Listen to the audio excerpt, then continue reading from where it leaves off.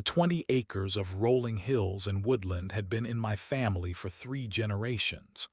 My grandfather purchased the land in 1952, building the farmhouse with his own hands, board by board. Every tree, every fence post, every inch of soil held a memory. I still remember helping my father mend fences as a child, learning the importance of clear boundaries and respect for the land. When I inherited the property, I promised to preserve this little piece of rural heaven, free from the encroachment of the expanding suburbs that had been swallowing farmland across the county. For decades, we lived in peaceful isolation. The nearest neighbor was half a mile down the road, and we shared an unspoken understanding about property lines and privacy. Then 5 years ago, the Roberts family sold their 200-acre property that bordered the eastern edge of my land. They could not resist the astronomical offer from Pine Ridge Development Corporation. Within months, bulldozers arrived, trees disappeared, and the framework of an upscale housing development began to take shape. I watched with growing unease as Pine Ridge Estates transformed from architectural drawings to reality. The promised, tasteful integration with the natural landscape quickly gave way to maximizing the number of luxury homes. 50 became 70, then 96 houses, each one pushing closer to my property line. With the houses came the Pine Ridge Estates Homeowners Association, and with the HOA came Maxwell Thornton. Maxwell had retired from a successful career as a corporate executive in the city. He brought with him a mindset that viewed rural communities as backward and in need of improvement. He ran the HOA with the same ruthless efficiency he had employed in the boardroom, treating bylaws as weapons and neighbors as subordinates. His thinly veiled contempt for country folk like me was evident in every interaction. I first met him at the county zoning meeting, where he successfully lobbied to have additional land rezoned for the development's second phase. He spoke of revitalizing the backward rural economy and bringing civilization to the countryside. His polished shoes and tailored suit stood in stark contrast to the work boots and practical attire of the farmers and ranchers in attendance. Among our small collection of livestock was Samson, a magnificent ram with curved horns and distinctive black markings across his otherwise white coat. Technically, he belonged to me, but in truth, he was the pride and joy of Sheriff Doug Doherty's 14-year-old daughter, Emma. She had raised him from birth for her 4-H project, spending countless hours training and caring for him. She had bottle-fed him as a lamb, nursed him through a difficult pneumonia bout, and won 3 consecutive blue ribbons at the county fair with him. Samson represented not just livestock but her future dreams of veterinary school. The first signs of trouble appeared subtly. Walking the fence line one morning, I noticed crushed grass where no family member had walked. The following week, I found empty beer cans tossed carelessly over the fence. Then came the tire tracks near our back pasture, deep grooves from vehicles heavier than anything we owned. Someone was accessing our property without permission. I responded by posting additional no trespassing signs along the property line. I installed trail cameras at strategic points and reinforced the gates with new locks. Sheriff Doherty stopped by one afternoon and noticed my concerns. "Having trouble with trespassers?" he asked, examining one of the new locks. "Just being cautious," I replied. "Something does not feel right with those new neighbors." He nodded knowingly. "Keep an eye out, document everything, and call me directly if you see anything suspicious." As I watched him drive away, I could not shake the feeling that these were not just random incidents. The boundary between our peaceful existence and the encroaching development was becoming a battleground. Something was coming, something bad. The crunch of gravel under unfamiliar trucks broke the peaceful Sunday morning silence. I had been enjoying my coffee on the back porch, watching the sun climb higher in the sky, when the sound of multiple vehicles approaching drew my attention. Setting down my mug, I grabbed the binoculars we kept by the door and focused on the disturbance. Through the lenses, I observed 5 men in expensive hunting gear emerging from 3 high-end trucks.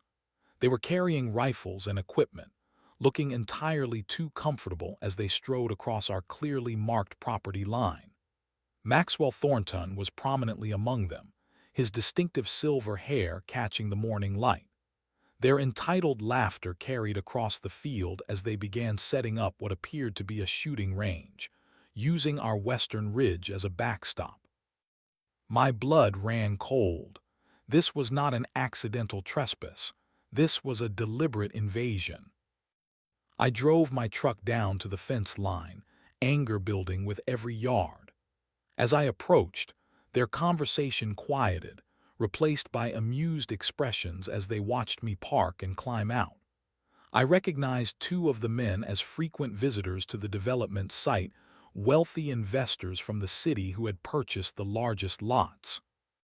"Gentlemen, this is private property," I said, pointing to the clearly visible no trespassing sign not 20 feet from where they stood.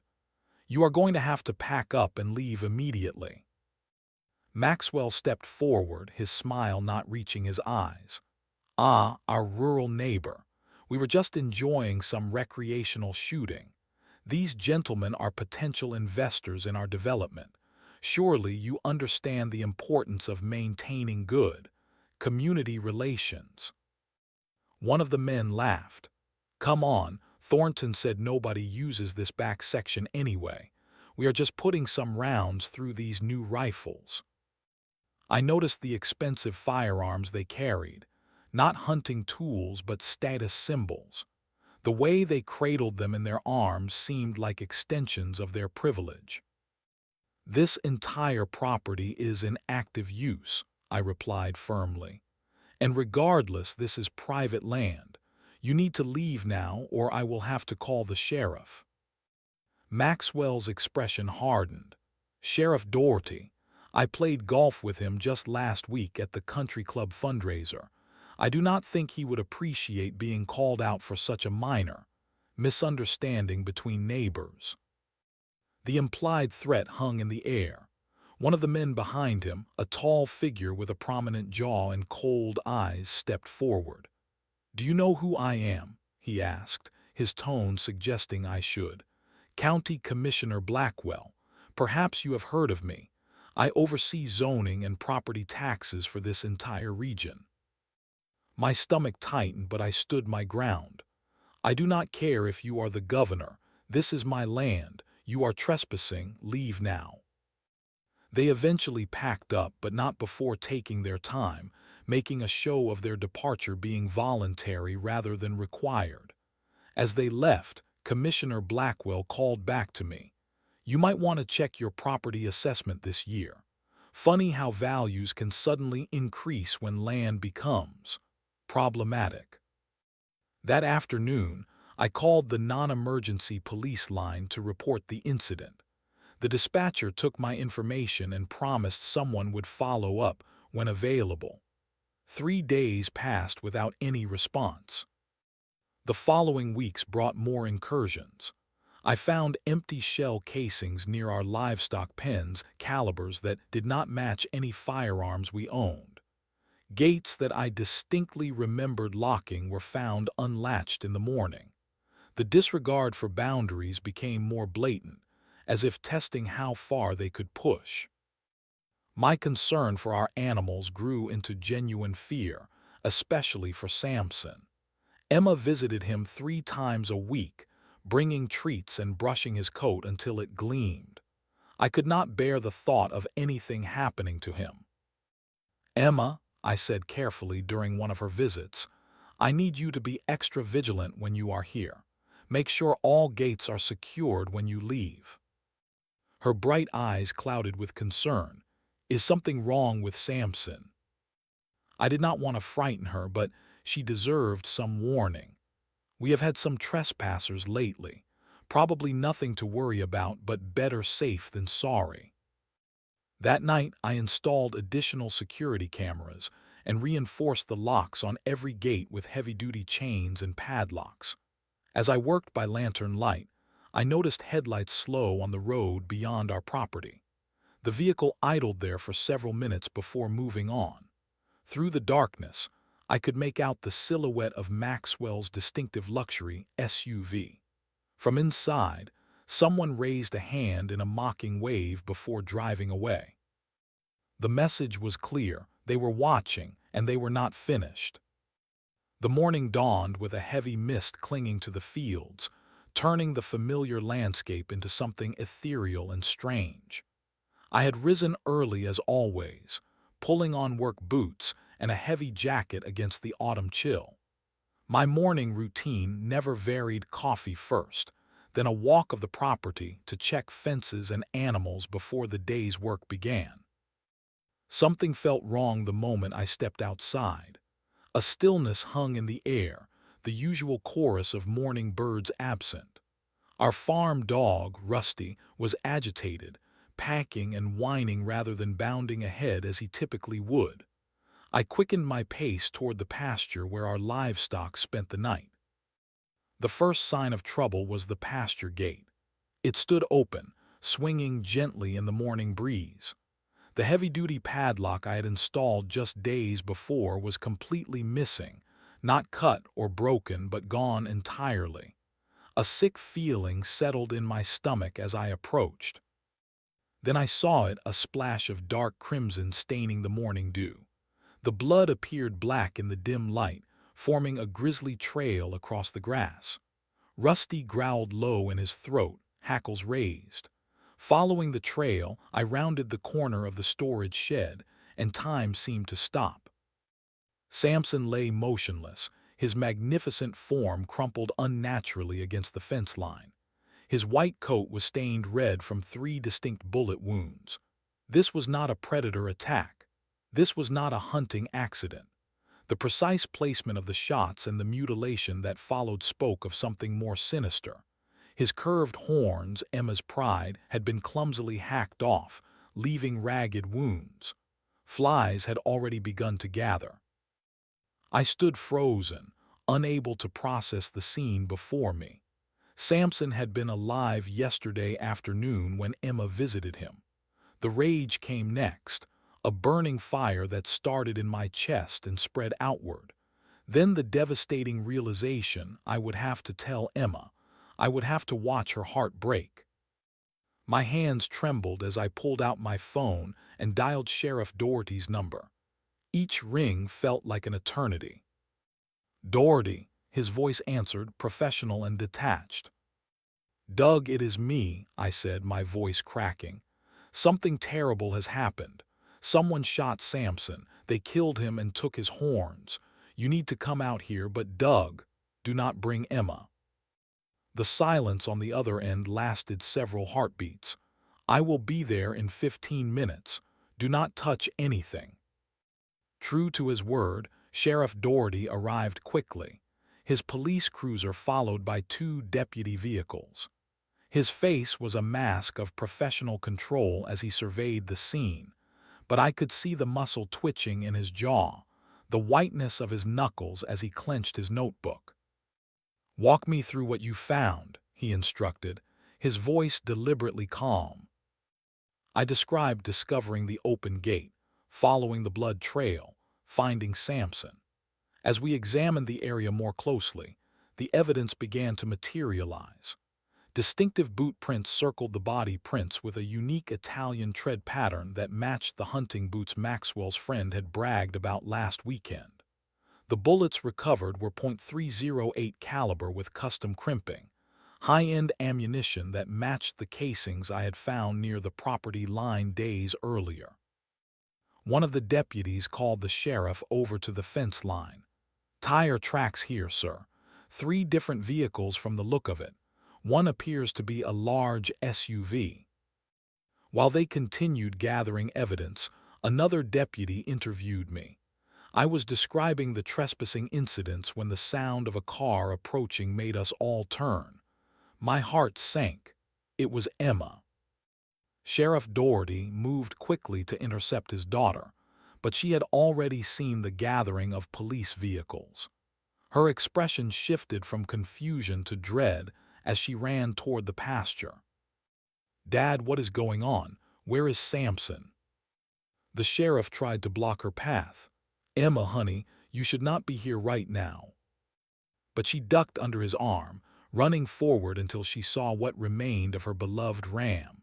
Her piercing wail cut through the morning air, a sound of pure anguish that would haunt me for years to come. She collapsed beside Samson, her small fingers stroking his still warm coat through convulsive sobs. "Who did this?" she cried, looking up at her father with tears streaming down her face. "Who would do this to him?" I watched as Sheriff Doherty knelt beside his daughter, carefully pulling her away from the animal's body. His voice was gentle with her, but his eyes were cold steel as he looked back at me over her shoulder. While one deputy took Emma back to the house, neighbors began arriving, drawn by the police presence. Mrs. Caldwell from the farm down the road approached cautiously. "I saw those same trucks that come to the development parked along your fence line around midnight," she volunteered. "3 vehicles. One was that big SUV the HOA man drives." Another neighbor confirmed seeing the vehicles around the same time. "They were still there when I drove home from my late shift at the hospital. Seemed strange, people being out here that late." As the morning progressed, the evidence mounted. Sheriff Doherty cataloged each item with methodical precision, his face granite-hard except when he glanced toward the house where Emma waited. The professional mask slipped only once, when he thought no one was watching. The raw fury in his expression was unmistakable. "This is not hunting," he finally said, his voice dangerously soft as he surveyed the scene one last time. He turned to me, his eyes dark with controlled anger. "This is a crime scene, and I promise you we will find who did this." I believed him. What I did not yet know was how deep the corruption ran, or how much it would cost us all before justice was served. The investigation began with promising efficiency.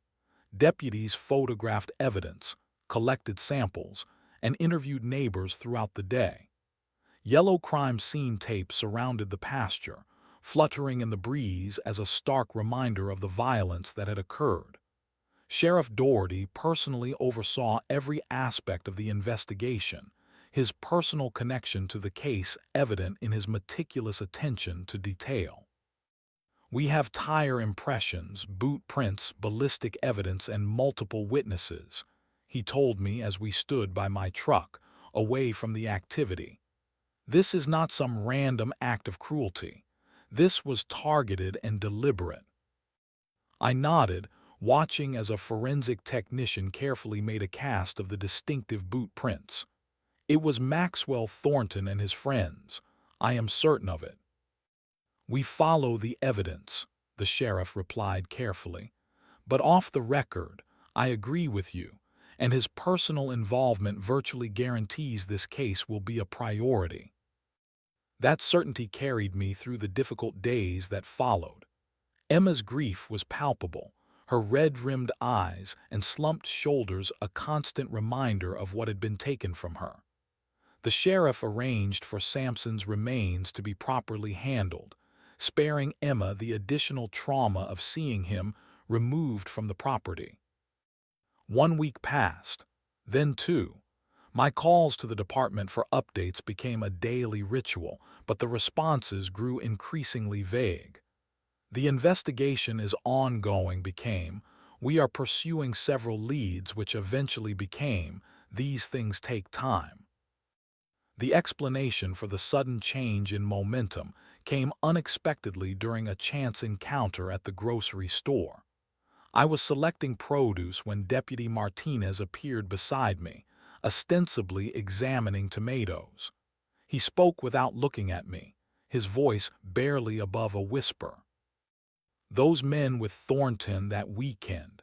County Commissioner Blackwell and Judge Harmon's son-in-law were among them. The ballistics report mysteriously disappeared from our evidence room yesterday. The sheriff is fighting this, but there is pressure from above. My hand froze over the bell peppers. Are you saying the case is being buried? I am saying nothing, he replied, selecting a tomato and moving away. Just thought you should know who you are dealing with. The ground seemed to shift beneath my feet. The same authorities who controlled the sheriff's department budget and judicial appointments were involved. The system I had trusted my entire life suddenly felt like quicksand. The following day, I received the first real confirmation that my suspicions were correct. Maxwell Thornton's luxury SUV pulled up at the end of my driveway as I was checking the mail. He stepped out, immaculately dressed despite the rural setting, and approached with an expression of practiced concern.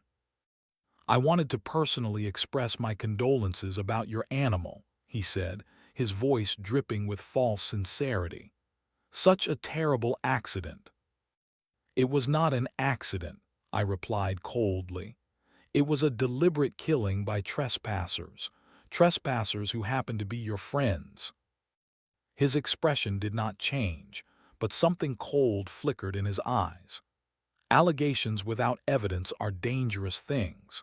Speaking of dangerous things, I noticed the county assessor was looking at properties in this area recently.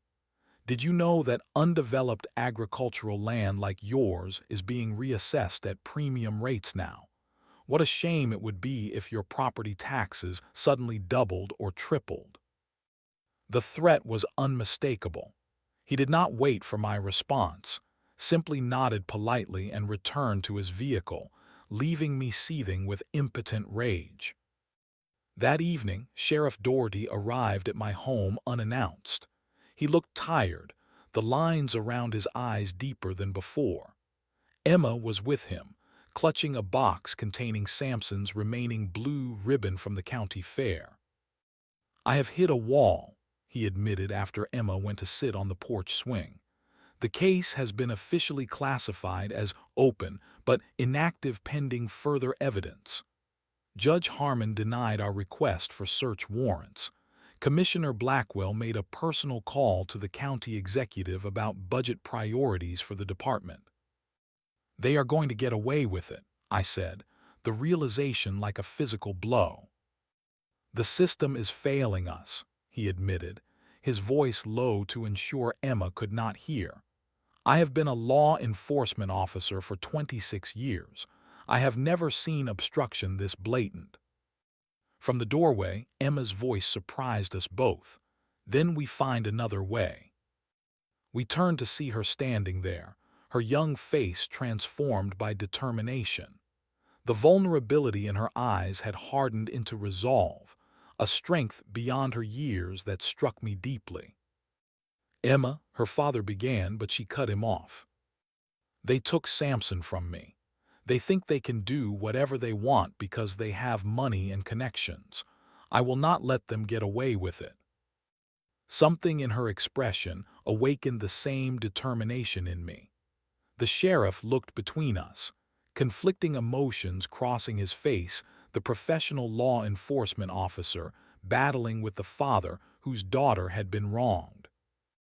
I cannot officially participate in anything outside proper channels, he said finally, but I cannot stop citizens from conducting their own research either. We nodded, the three of us forming an unspoken agreement. If the system designed to protect us had been corrupted, we would have to find justice through other means. The powerful men who believed themselves untouchable were about to learn that even the most privileged predators can become prey when they hunt the wrong animal. Our kitchen table transformed into investigation headquarters within days. Emma arrived after school each afternoon, bringing an unexpected skill set that complemented my methodical approach. While I focused on organizing physical evidence and documentation, her teenage tech savviness opened doors I had never considered. They always brag online, she muttered one day, scrolling through social media accounts on her laptop. People like that cannot help themselves. They have to show off. I was reviewing property boundary maps when her triumphant gasp drew my attention. She turned the screen toward me, her finger pointing to an image posted just 3 days after Sampson's death. Commissioner Blackwell's son, a young man in his 20s with the same prominent jaw as his father, held Sampson's distinctive curved horns, grinning broadly for the camera. The caption read, "Great hunting this weekend with Dad and the boys. Hash trophies weekend warriors." The timestamp matched our tragedy perfectly. The background of the photo showed the interior of what appeared to be an expensive hunting lodge. I felt sick and vindicated simultaneously. "Can you print this?" I asked Emma, "and check if any of the others posted similar photos?" She nodded, already typing. "I am checking their friends and family accounts too. People tag each other." While Emma tracked the digital trail, previously silent neighbors began appearing at my door with information. Mrs. Caldwell brought security camera footage from her driveway, which clearly showed the three vehicles passing at 11:47 p.m. and returning at approximately 1:15 a.m. on the night of the incident. Mr. Jansen, whose property bordered the development, provided smartphone video of gunshots heard at midnight, along with the distinctive sound of off-road vehicles. "I never said anything before because, well, who am I against people like that?" he admitted sheepishly. "But what they did to that girl's animal, that is just wrong."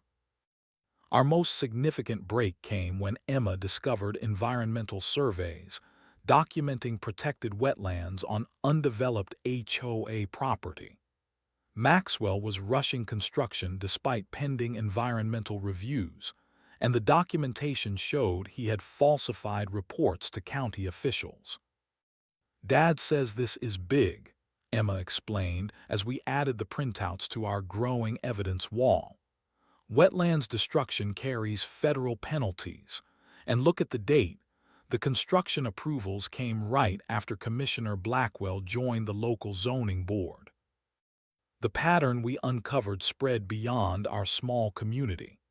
3 neighboring counties reported similar incidents of livestock shooting on properties that had opposed development projects. The same names kept appearing: Maxwell Thornton's development company, Commissioner Blackwell's investment firm, Judge Harmon's family trust. The breakthrough came unexpectedly when a nervous woman called me, refusing to identify herself over the phone. She arrived at dusk, parking her car behind my barn where it could not be seen from the road.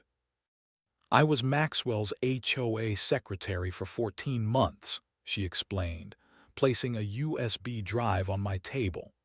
"I quit when I overheard discussions about removing obstacles on boundary properties. These are internal emails and meeting minutes.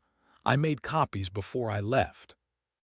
The documents revealed an organized campaign to pressure property owners adjacent to the development through various means, from tax reassessments to selective code enforcement to more direct intimidation. Sampson's killing was not an isolated incident of cruelty, but part of a systematic effort to force rural landowners to sell. Our evidence wall grew until it covered the entire den. Photos, documents, timelines, and connections mapped out in colored string created a damning picture of corruption and conspiracy. Sheriff Doherty visited late one evening when Emma had gone home. He studied the wall silently, his expression unreadable.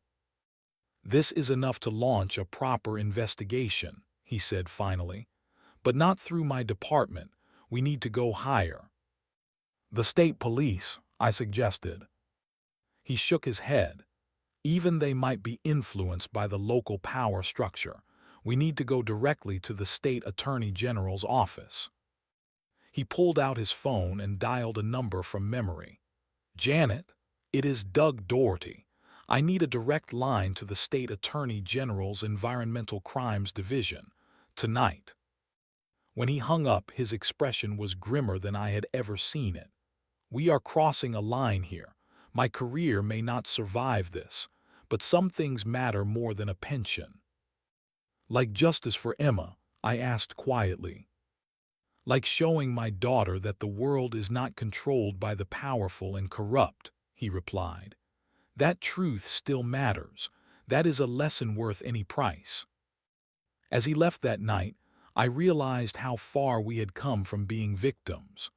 The evidence gathered through our collective efforts had transformed us into advocates for justice. The question was whether the system, at a higher level, would respond to the truth we had uncovered. The state investigator's office occupied the entire top floor of a government building in the capital city. The conference room where we waited felt imposingly official, polished wood table reflecting our nervous expressions, state seal mounted prominently on the wall. Emma sat beside me, clutching a folder of her own research findings, while Sheriff Doherty stood by the window in civilian clothes. His presence was unofficial, a fact he had made clear to his superiors by taking a rare personal day. Special Agent Callahan entered precisely on time, followed by two colleagues carrying laptops. She was younger than I expected, with sharp eyes and a no-nonsense demeanor that suggested efficiency rather than sympathy. "You have 30 minutes to convince me this warrants state resources," she said, consulting her watch. Federal agencies receive dozens of local corruption allegations weekly. Most are personal grievances or misunderstandings of government processes. I pushed 5 meticulously organized binders across the table. This is not a misunderstanding. This is systematic corruption, environmental crime, and animal cruelty committed by public officials. For the next half hour, we presented our evidence methodically. Emma expertly walked them through the social media trail showing Samson's horns being displayed as trophies. I outlined the pattern of intimidation against rural landowners. Sheriff Doherty, speaking carefully as a concerned citizen, highlighted the obstruction of the official investigation. Agent Callahan reviewed our evidence with skeptical professionalism that gradually transformed into focused intensity. When we showed her the wetlands documentation and timeline of rushed permits, she straightened in her chair. "This crosses county lines and involves potential corruption of local officials," she noted, exchanging glances with her colleagues. "That puts it squarely in our jurisdiction. The environmental crimes aspect especially concerns me." She made no promises when we left, only that they would review the materials thoroughly. The drive home was quiet, each of us processing the weight of what we had done. We had officially accused powerful men of serious crimes. There was no going back. The first signs that our evidence had made an impact came 3 days later. Unmarked government vehicles appeared throughout Pine Ridge estates, officials in windbreakers documenting water runoff patterns and collecting soil samples. They carried federal credentials and showed no deference to the increasingly agitated HOA board members who demanded explanations. Maxwell's reaction was immediate. A text message appeared on my phone. "Neighbor, I think we got off on the wrong foot. Perhaps we should discuss a compromise regarding our boundary issues." I did not respond. The following day, another message arrived. "Development plans could include generous easements for your property. Mutually beneficial arrangements are always preferable to misunderstandings." When I continued to ignore him, the messages took a darker turn.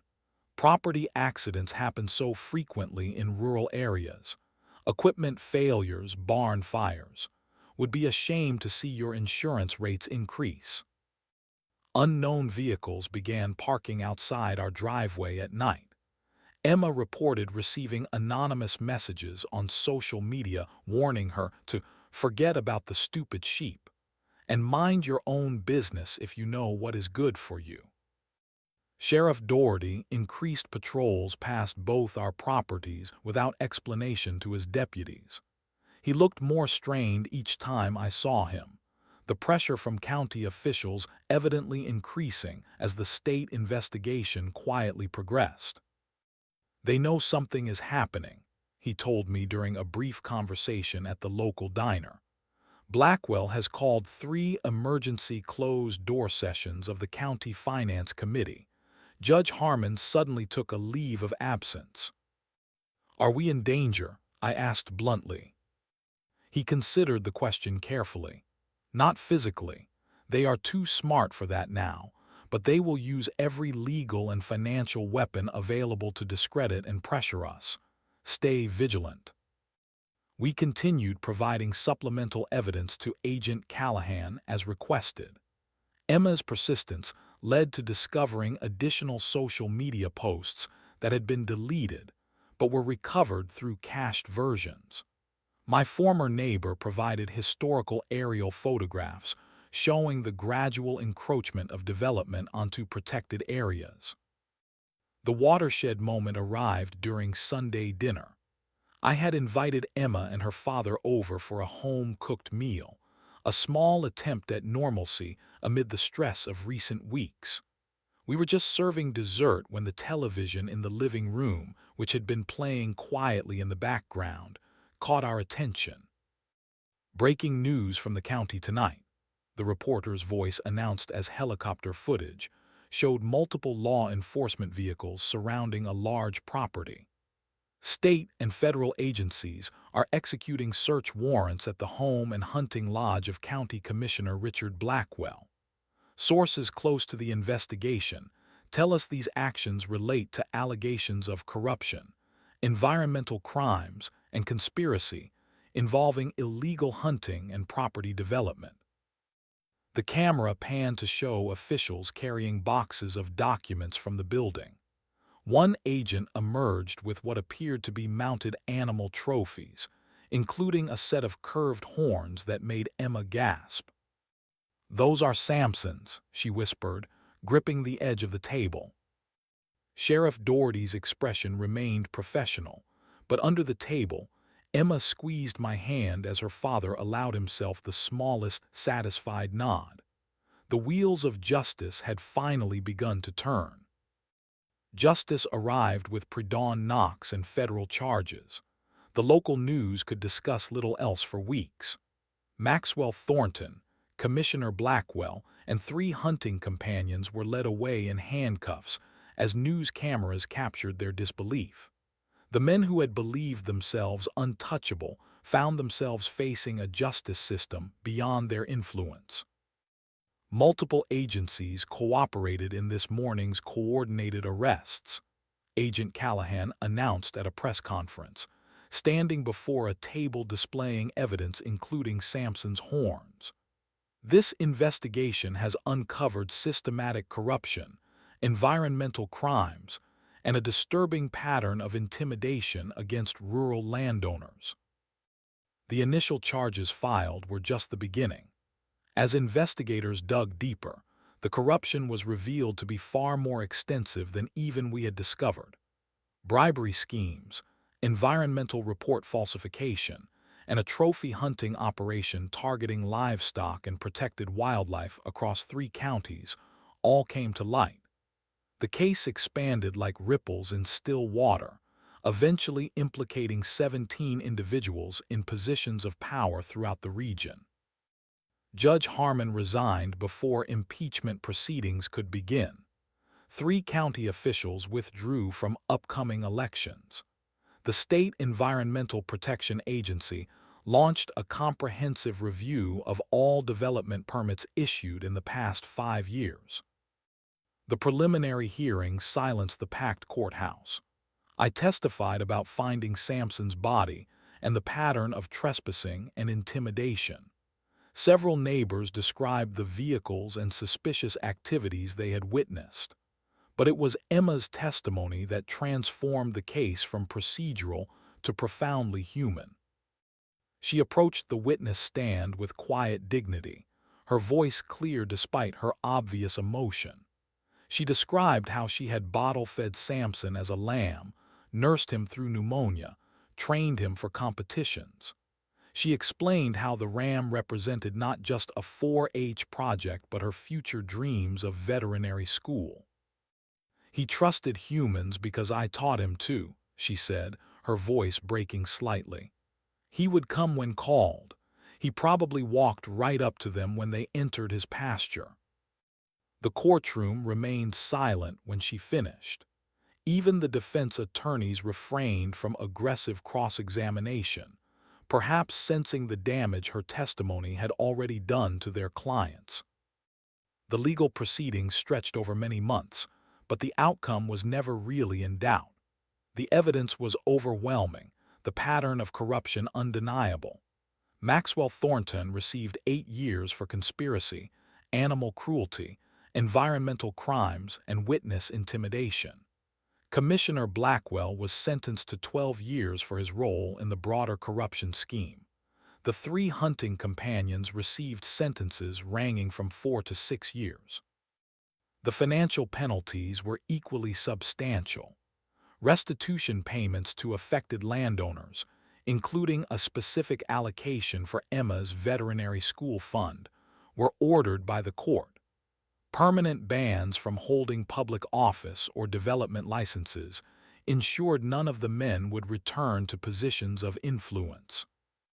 Our community's healing began with a county-wide review of property regulations and new protections for agricultural boundaries. The Pine Ridge Estates HOA, now under entirely new leadership, established conservation easements on the contested wetlands, permanently protecting them from development. Most meaningful to us was the memorial garden dedicated at the County Agricultural Center. Funded by community donations and the court-ordered restitution, it featured a bronze statue of a ram with Samson's distinctive markings. The simple plaque reads, "For those with the courage to defend what they love." On the day of the dedication, I stood back as Emma cut the ceremonial ribbon. Now 16, she had grown taller and more confident through the ordeal. Sheriff Doherty, recently re-elected with unprecedented support, stood proudly beside his daughter.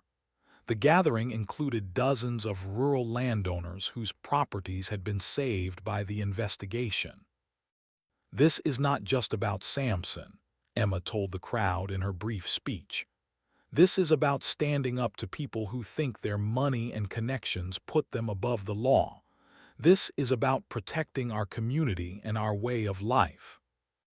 The case became required study at the State Police Academy.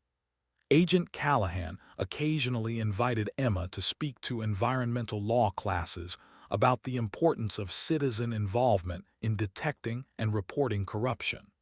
The wetlands that had nearly been destroyed now host educational tour about local ecosystems. Emma now leads student groups through the memorial garden each spring, explaining how protecting one animal revealed the importance of protecting our entire community from those who abuse their power.